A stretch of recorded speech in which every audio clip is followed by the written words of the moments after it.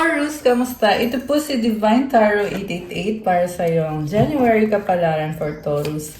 Tingnan natin ang energies connected sa iyo ngayon sa love life mo. Divine timing, doorway. Okay.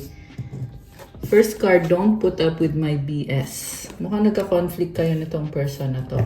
I wish I could be a different person. I can't let go of you. So, magkaroon kayo ng relationship or ng connection at yun na nga, may conflict. And parang napipressure tong taong to na hindi niya mabigay sa'yo kung ano yung gusto niya sanang ibigay sa'yo at hindi siya makamove on or hindi ka niya ma-let go, hindi ka niya mabitawan. Okay, by the way, kamusta kayo guys? Comment present para alam kung nanonood kayo. So, tandaan na general reading po ito, hindi po sa lahat magre-resonate. So, we have divine timing. Trust in divine timing. Love arrives when it's meant to. Hindi pa daw tamang panahon ngayon. So, hindi ko masasabing maling tao ito para sa'yo. Pero, yung timing lang ang hindi okay sa ngayon. Doorway, an opportunity is about to present itself that leads you to a new person. Oh, okay. So, I feel like meron kang options eh. Kasi, kung hindi nag-workout with this person na hindi ka ma-let go or hindi maka-move on, nagbubukas naman ngayon yung pintuan para magkaroon ng connection sa'yo at sa bagong person. Although pwede din naman the same person para sa iba. Pero for most of you guys, this is a new person na dadating sa tamang panahon. Divine timing. Hindi mo kasi masasabi kung kailan yung divine timing. Depende din sa minamanifest nyo yan. So pwede naman yan within this year or next year. Ayan, depende sa pag-manifest ninyo. Closure, not all connections are meant to be except closure. So, grabe naman to. May opportunity sana pero hindi meant to be. Yan ang sinasabi dito. Pero mangyayari yan sa tamang panahon. And sabi ko nga, merong person dito na napipressure siya na hindi niya mabigay sa'yo kung anong tingin niya ang deserve mo. Illusion, sa bottom of the deck, be aware of love's illusions. See reality clearly. Okay. So, umasa ka or umasa itong taong to. Or pareho kayong umasa pero hindi nag-work out. Falling fast, love happens quickly but don't lose yourself in the process. Surprise, romantic surprises are on the horizon. Be open to them. Okay, may mabilis na energy dito na very exciting pero mabibigla ka. Okay. Toxicity, toxic relationships can drain your energy and self-worth. Be aware. Okay, may something na unexpected na mangyari na hindi maganda. Ano pa ang energies connected kay Taurus? I can't make a decision. Drugs and alcohol, my life is a mess right now. Oh my gosh. So, intense pa yung pinagdadaanan nitong taong ka-deal mo. I am the man. So, with this card, merong ego na involved eh. Sabi ko nga kanina, may conflict. Tapos ngayon, this person, nag-shake yung camera ng konti. This person, gusto niya na ayusin yung buhay niya with this card na my life is a mess right now. And hanggat hindi niya naayos yung buhay niya, hindi mo na kayo okay. Kaya merong closure na card kanina eh. Ayan, closure. Not all connections are meant to be except closure. So, tingnan natin from the tarot. Gusto kong makita anong intention nitong taong to. Okay, pero bago yan, tingnan ko muna from this card. Ano bang nangyayari dito? Cross. Ayun na nga, may burden kasi siya eh, na hindi niya alam kung paano niya malalampasan. The gentleman. And the anchor. So, sobrang nabibigatan siya sa ngayon at parang pinagpipray niya ng sobra to. The fox. So, malinis naman sana yung intention niya. Kaso lang, yun na nga, may burden siya kailangan niya munang ayusin yung sarili niya, and I feel like connected to sa career, itong burden na to. So, what about sa emosyon niya? Tingnan natin ha. Anong emosyon itong si gentleman, the owls? Okay, may mga tao dito nag-uusap-usap. Okay, so, pinagchichismisan itong person na to. Letter. Ayun. Pinag-uusapan, the grave. Merong hindi magandang sinasabi tungkol sa kanya. Oh. Merong hindi magandang nangyayari. The mountain. Ayun na nga, may burden siya. The dog, the crossroads, and the bouquet. So, nasa healing process ngayon itong person na to. With this dog and the bouquet. Tinatry niya maging strong kasi andun naman yung feeling na hindi pa huli ang lahat. Pwede pang magsimula ulit. Merong joy, oh. Ayan, merong happiness. So, when it comes to emotions, okay naman siya eh. Andito nga yung dog. It symbolizes loyalty. Crossroads. Hindi lang siya makapagbigay ng 100%. Ayan. I can't make a decision. Kailangan niya kasi munang alisin ito mga balakid. Okay? Kung ano man tong balakid na to. Connected sa career. Tingnan mo oh. May bukas pa. Andito yung the sun. This is illumination. New beginning.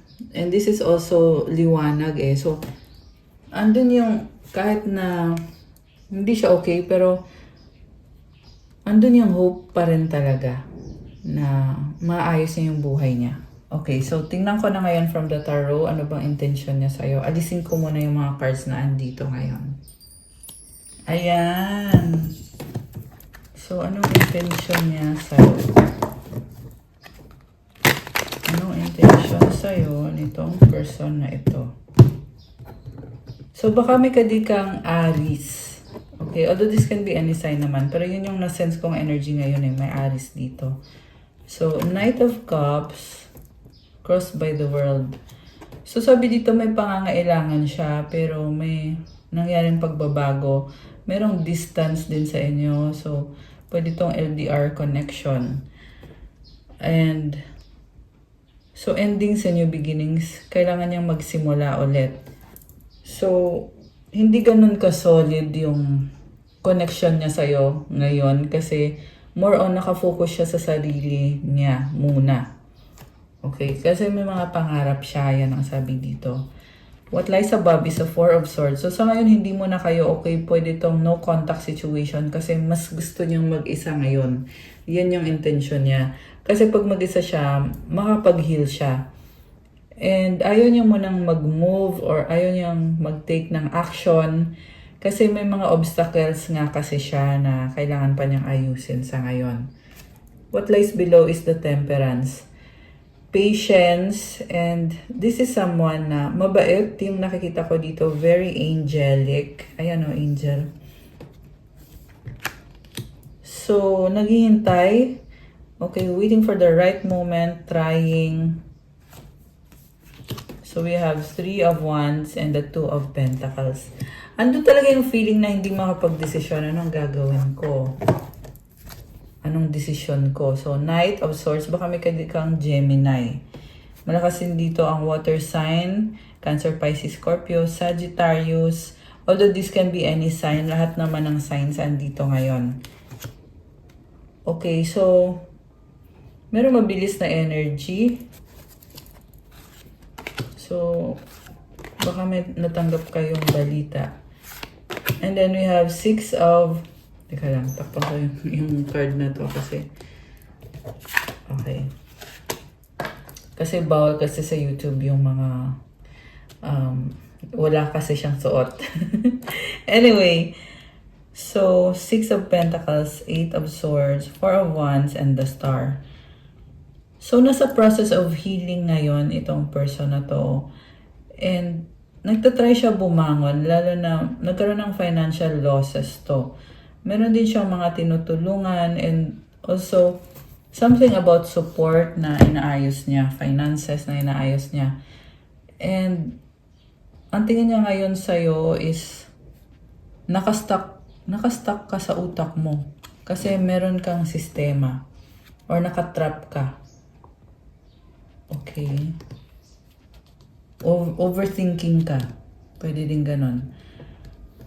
So, ayan, Taurus, ito yung energy mo ngayon eh. Kasi, meron kang mga standard. Sabi ko kanina, may mga standards ka na nakaset na feeling niya hindi niya maabot yung mga standards mo or hindi niya kayang ibigay sa'yo kung ano yung hinihiling mo sa kanya or kung ano yung ini-expect mo sa kanya. So, may nakita din akong stress sa'yo. Nasi-stress ka. So, kailangan mo din yan i-clear yung energy na yan. Alisin mo yan sa sistema mo. Ayan, merong airplane dumaan. Narinig niyo yun. So, baka meron dito magta-travel. Hindi naman sa lahat. So, tingin niya, yun na nga, merong stress. Pero at the same time, andito din yung balance, yung harmony. Ayan, with this Four of Wands as the mutual energy. Tingnan mo to. This is solid foundation and stability. Okay.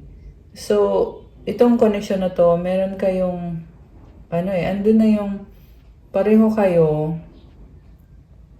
may believe kayo sa isa't isa eh. Kasi, if you work together, there will be stability and there will be a good future. Yung iba sa inyo, merong kasalan, merong engagement, ayan, yung iba lang naman. Pero, yun, generally, yung nakikita niya sa'yo is very stable yung connection ninyo. Yung nga lang, hindi niya muna ma-prove yung sarili niya sa'yo kasi may mga kailangan pa siyang ayusin sa kanyang sarili, sa sarili niyang buhay, sa career niya. And with this star card, on the process of healing na ngayon itong person na to. So, overall, it's a good reading kasi andito yung star. Okay, kanina meron ding sun na energy. So, kahit na magulo actually kasi yun na nga, dami niyang kailangan ayusin sa life niya, i-process sa pag-iisip niya, sa sarili niya. And may ending, may bagong simula. Pero, papunta na to dun sa healing.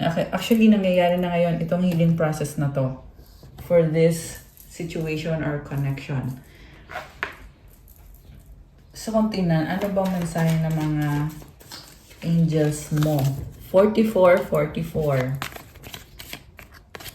Wealth! Oh my gosh. Mama Mary loves you. Okay. Crown chakra.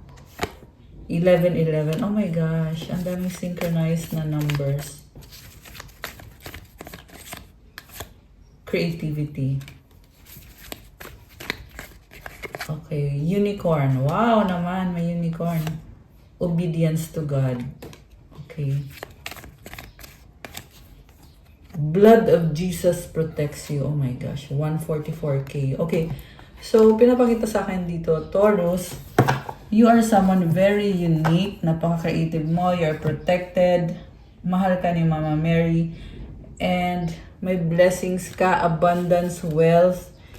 Malakas din ang intuition mo or yung, actually, crown chakra, nasa head mo yan eh. So yeah, you have foresight and then obedience to God. So, kailangan mong gawin kung ano yung mga responsibilidad mo sa buhay kasi obedience mo yun kay God, nagdadala yan ng blessings para sa'yo. Ito, gusto din lumabas ng card na to. Be still and know that I am God. Psalm 46:10. So, anong kahulugan nito? Huwag kang mag-alala. Kasi si God ang bahala. Siya ang may control sa lahat. Siya ang magdidesisyon. Manalig ka sa Kanya. Magtiwala ka sa Kanya. Okay, so to claim this beautiful energy, beautiful message, comment Psalm 46:10. Comment nyo dyan, guys. So, third eye chakra, this is connected to your intuition. So, lumalakas ngayon yung intuition mo at nararamdaman mo na ito na nga, sinasabi sa'yo na kumalma ka lang, Taurus, kasi I am God. I can do anything, everything. At ako ang may control sa mga bagay-bagay at akong bahala sa'yo. Kalma ka lang. Yan ang mensahe ni God for you. Okay? And remember, the blood of Jesus protects you So, ibig sabihin, you have blessings, you have protection, you are forgiven from all of your sins. So, i-claim mo to, comment, the blood of Jesus protects me. Comment nyo dyan guys to claim this beautiful energy. And itong mga numbers na to, it's showing me na you have a mission here on earth na meron kang kailangan gampanan, may kailangan kang tulungan, may kailangan kang ayusin. So, ikaw ang nakakaalam kung ano ang mission mo. Kung hindi mo pa alam, ipagdasal mo yan. Okay? Ayan. Anong mensahe galing sa mga angels? Okay, para kay Taurus. Spirit animal, thank you Animal Kingdom for blessing my path with love. Ayan, meron kang spirit animal. One more. Peace and harmony, Archangel Raguel. Thank you, Raguel, for surrounding my life in a harmonious light.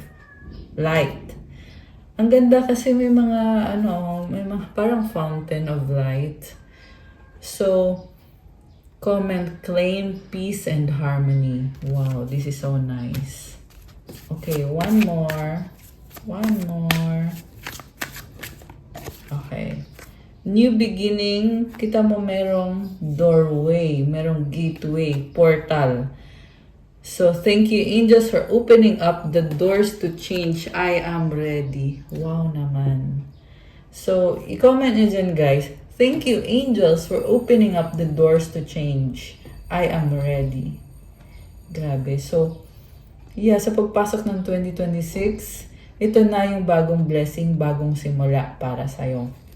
So, that's all for our January reading for Taurus. Please like, comment, subscribe, hit the notification bell. Kung kailangan nyo ng one-on-one reading, pwede kayong magpa-private reading. Message nyo ko sa Viber or sa WhatsApp. Nasa description box po yung contact details. Kung hindi nyo po alam, merong ongoing promo ngayon sa private reading hanggang January 31, 2026. 20% discount for the long-term subscribers, 15% for the new subscribers. So, ngayon, alam nyo na. Kasi sa dulo ko na ina-announce yung tungkol dito. This is our January 2026 promo. So, hanggang January 31 lang po. Thank you, Taurus! I love you. Have a good day. God bless you. Stay safe. See you again soon. Love you guys. Bye!